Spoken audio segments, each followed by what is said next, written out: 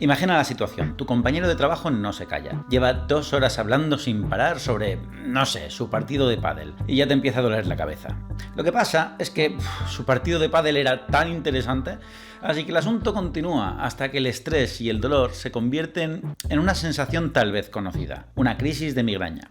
Si nunca has sufrido migrañas, es posible que confundas el dolor de cabeza con una crisis de migraña, y eso es un error, porque las migrañas son una enfermedad complicada, muy incapacitante, con unos síntomas que van más allá de un simple dolor de cabeza. Te cuento, las migrañas son una afección conocida por todos, pero incomprendida en su mayoría. En tu cabeza tal vez llames migraña a un dolor de cabeza fuerte, o tal vez cuando los dolores de cabeza son muy frecuentes. Pero ya va siendo hora de desterrar de una vez por todas esas percepciones erróneas, y hoy te voy a explicar en qué se diferencian la migraña de los demás dolores de cabeza más habituales.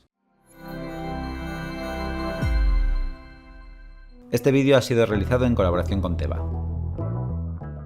El dolor de cabeza o cefalea puede manifestarse de diferentes maneras, por distintas causas y con muy diversa frecuencia y duración. Todos los tipos de dolores de cabeza, de cefaleas que existen, los veremos en otro vídeo muy pronto para comprenderlos mejor. Tú por eso no te preocupes. Lo que tenemos que entender hoy es que la cefalea más habitual, esa que aparece de manera puntual, por ejemplo tras un día duro o por pasar toda la mañana junto a ese pesado de la oficina o de tu trabajo, es una cefalea tensional. Es provocada por la contracción de la musculatura alrededor del cráneo y se suele sentir como una presión en forma de banda en la frente o laterales de la cabeza. O sea, cuando digo esto de cefalea tensional, la gente piensa rápidamente que es por la tensión arterial. No, suele ser consecuencia de la tensión emocional del momento. Todo el mundo ha sufrido esto alguna vez, si bien afecta de manera episódica al 78% de la población. Los síntomas duran entre media hora y 1 hora y se puede solucionar con un analgésico simple. Aunque es verdad que en los casos más graves puede ser crónico y llegar a provocar náuseas y depresión o ansiedad por su frecuencia. Pero tal vez una de las características que más lo diferencian de las migrañas es que la cefalea tensional es de intensidad leve o moderada, no pulsátil, o sea, no va como el pulso, pum pum pum pum pum pum, sino que es continuo y no varía en todo su curso.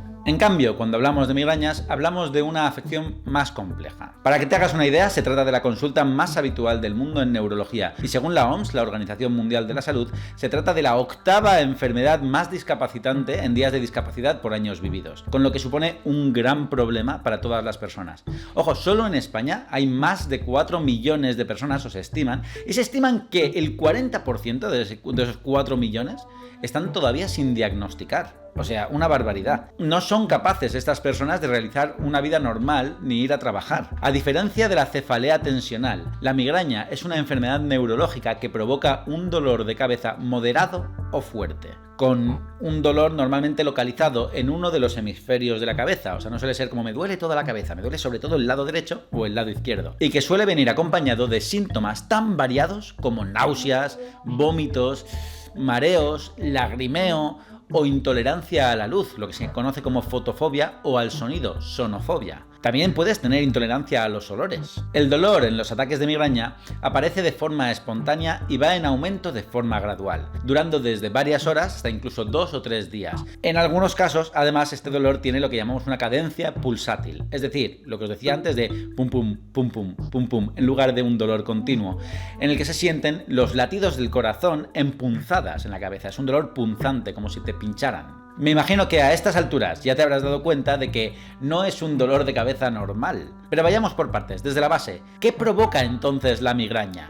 O sea, si son cosas diferentes, seguramente tengan mecanismos y orígenes diferentes. Pues, aunque ampliaremos más en otro vídeo, desgraciadamente a día de hoy esto es algo que la ciencia no termina de comprender bien del todo todavía. De ahí la dificultad de tratar esta enfermedad. Hace años se pensaba que era una enfermedad vascular, pero hoy sabemos que es claramente un desorden neurológico. Numerosos estudios revelan una alta activación del hipotálamo, el tálamo, el tronco encefálico y el córtex cerebral durante los ataques de migrañas. Todas partes del cerebro, pero el proceso que lleva a todos esos cambios no se entiende bien todavía, no se conoce bien. Sin embargo, sí que se sabe que el desarrollo de la enfermedad tiene un alto componente genético, por lo que tendrás más posibilidades de padecerlo si en tu familia hay casos previos. Puede empezar a manifestarse en la adolescencia, pero prevalece en adultos de 25 a 55 años, siendo 3 veces más común en mujeres que en hombres. Curioso esto. También se ha encontrado una estrecha relación con el entorno, los hábitos de vida y la alimentación. Por otro lado, factores psicológicos como el estrés o la ansiedad son desencadenantes de la migraña, así como los desórdenes en los ciclos diarios, como dormir demasiado o demasiado poco, saltarse las comidas o hacer cambios bruscos en la actividad física diaria. También se ha encontrado evidencia de que la dieta es clave para controlar los ataques de migraña, siendo fundamental una buena hidratación, comer a las mismas horas básicamente todos los días, sin variar mucho, y evitar el consumo en exceso de alcohol o cafeína. Pero curiosamente, y por si fuera poco, se pueden disparar también las migrañas, los episodios de migrañas, por estímulos externos, como por ejemplo estar expuesto a demasiada luz solar, demasiadas horas de pantalla, ruidos u olores fuertes, así como el abuso de fármacos como los propios analgésicos y, ojo, los estrógenos de las pastillas anticonceptivas. Por último, cabe hablar de los cambios hormonales que provocan las migrañas en un alto número de mujeres en torno a los días de la menstruación. Como ves, todo esto hace que el control de la enfermedad pueda llegar a ser complicado. La migraña tiene además una peculiaridad, y es que los síntomas que hemos visto de la enfermedad, además de no ser pocos, pueden ser precedidos por otros síntomas.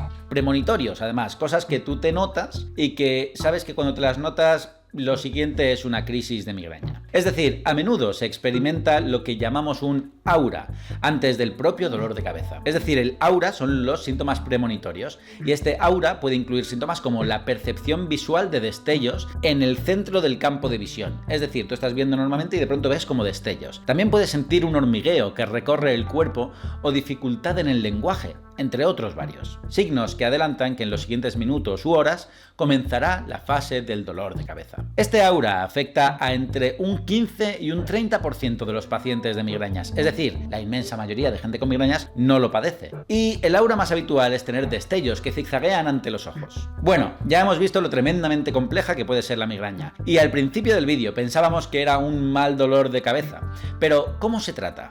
Pues lamentablemente se trata de una enfermedad crónica que aparecerá en diferentes momentos de la vida y no tiene cura, al menos no hasta ahora que conozcamos, pero sí podemos manejarla para mejorar la calidad de vida de las personas que lo padecen, bien con tratamientos preventivos o sintomáticos. Y bueno, si tu caso o el caso de alguien conocido es el de unas migrañas que están siendo realmente complicadas de manejar, no te preocupes que la medicina no para de investigar nuevos medicamentos que mejoren la efectividad contra las migrañas. Estos fármacos son una auténtica revolución en medicina. Lo interesante es que pueden ser bastante específicos en su mecanismo de acción. Por ejemplo, sabemos que existe una proteína, la calcitonina, que está implicada en el desarrollo del dolor en las crisis de migraña. Pues bien, algunos de estos fármacos pueden actuar específicamente bloqueando el gen que hace que se produzca esta proteína, mientras que otro pueden directamente actuar sobre el receptor para evitar que esta proteína pueda hacer su acción. Dependiendo del fármaco, se administran mediante pequeñas inyecciones mensuales o trimestrales, por lo que suponen un tratamiento muy sencillo y está demostrado una mejora muy importante en el número e intensidad de las crisis de migrañas en los pacientes a los que se les puede prescribir esta medicación. Eso sí, en última instancia, recuerda que será tu médico quien te pueda orientar sobre tu caso específico. Pero sin duda, para mantener bajo control la migraña, antes que en medicamentos, deberíamos pensar en evitar todos los factores que hemos visto que son desencadenantes conocidos, como el estrés, el alcohol, la cafeína, las horas de pantalla, variar las horas de sueño o la falta de rutinas en el día a día. De verdad que es muy fácil, que todo el mundo va directamente a dame algo que me lo quite, dame algo que me ayude. Y sí, por supuesto, hay opciones, pero de verdad que es muy importante intentar controlar los factores desencadenantes. Esto será clave en el control de la enfermedad, una enfermedad con muchos matices. Y ahora, espero que un poco menos desconocida.